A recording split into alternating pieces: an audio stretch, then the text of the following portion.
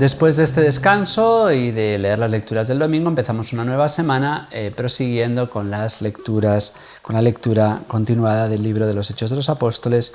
Estamos ya en el capítulo 14. Estamos en este primer viaje de San Pablo, enviado por el Espíritu Santo para predicar primero a los judíos y luego va encontrando lo que en todas partes les va a pasar a los cristianos, que son los judíos los que rechazan el Evangelio y sin embargo aquellos de los que no cabía esperar aceptación se van convirtiendo con mucha más facilidad.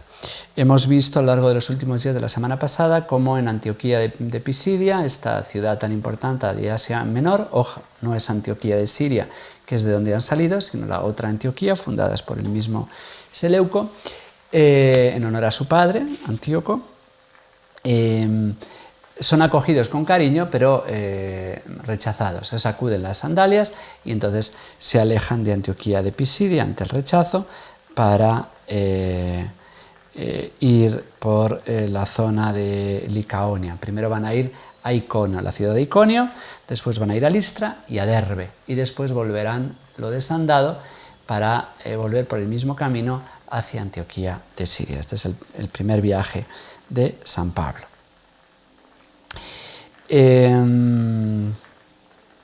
Estamos siempre, por lo tanto, en el centro sur de Antioquía. Luego San Pablo hará otros viajes más largos, incluso aquel en el cual dará el salto a Europa, a Grecia, hasta Macedonia, pasará por Corinto, antes por Éfeso, ya lo iremos viendo, e incluso pues acabará en Roma y creemos que en Hispania.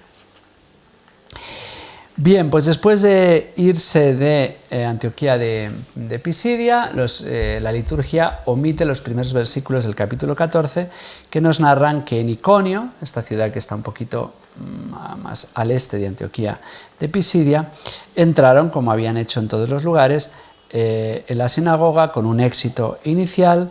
Dice los Hechos que hablaron de tal manera que gran multitud de judíos y griegos abrazaron la fe. Ojo, judíos y griegos. Pero los judíos que no habían creído excitaron y envenenaron los ánimos de los gentiles contra los hermanos. Pese a ello, a pesar de ese rechazo, como había gente que sí los aceptaba, pues seguramente en casas estuvieron, se detuvieron allí bastante tiempo hablando con parresía del Señor, que les concedía obrar por sus manos señales y prodigios. Ya nos dice el Evangelio que el Señor acompañaba con señales, con obras y prodigios, con curaciones, con carismas, con transformaciones espectaculares. Es algo algo típico del Espíritu Santo, a lo que estamos acostumbrados a aquellos que vivimos habitualmente cerca del Señor y del Espíritu Santo, pues vamos viendo las maravillosas obras que hace el Señor, señales y prodigios. Y la gente de esta ciudad de Iconio se dividió. Esto ocurrirá siempre. El Señor va a dividir el mundo en dos, entre los que lo aceptan y entre los que lo rechazan. Ya lo había dicho el anciano Simeón poniendo el alto al niño Jesús.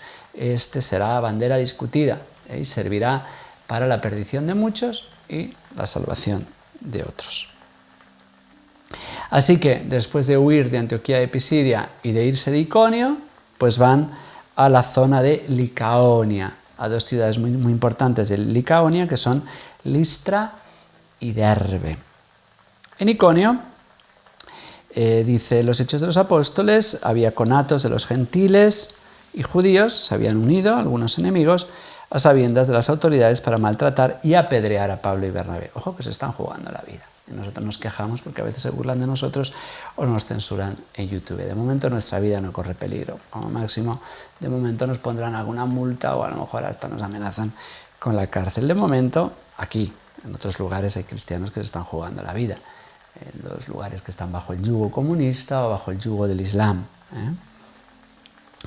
Se escaparon a Licaonia, que está como a 6 horas de Iconio, la ciudad de Listra, y había allí un hombre lisiado, cojo de nacimiento, que nunca había podido andar.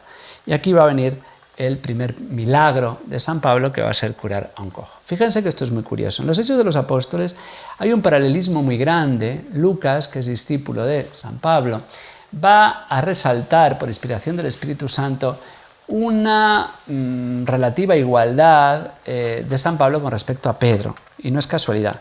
Pedro es la cabeza, nadie lo duda, Pedro tiene las llaves, pero hay aquí un apóstol que, a propósito, San Lucas nos va a narrar que en muchos aspectos está en igualdad de condiciones. ¿A qué me refiero?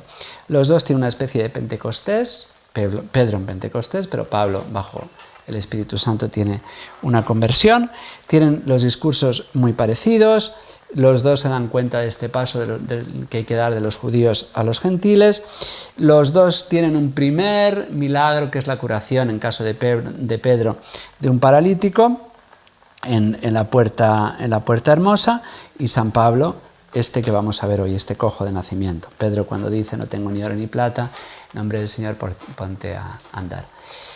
San Lucas nos cuenta que los dos han resucitado un muerto.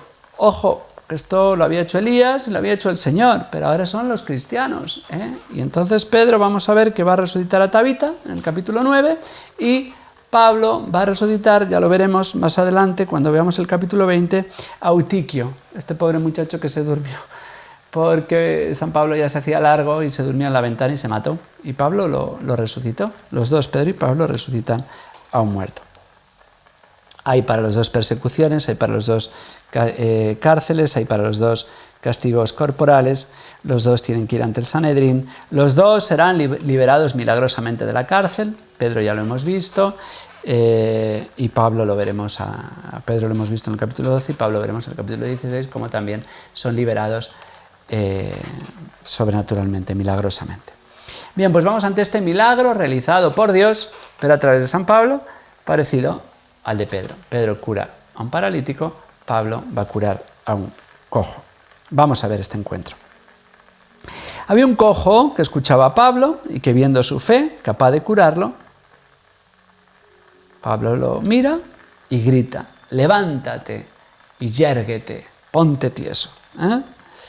El cojo de un salto echó a andar. Este milagro, por el cual el Espíritu Santo confirma la verdad del mensaje que está predicando San Pablo, pues los licaonios empiezan a pensar, porque son paganos, que Pablo y Bernabé son dioses. Y entonces los empiezan a querer idolatrar, quieren realizar sobre ellos homenajes que solo a Dios se le pueden hacer.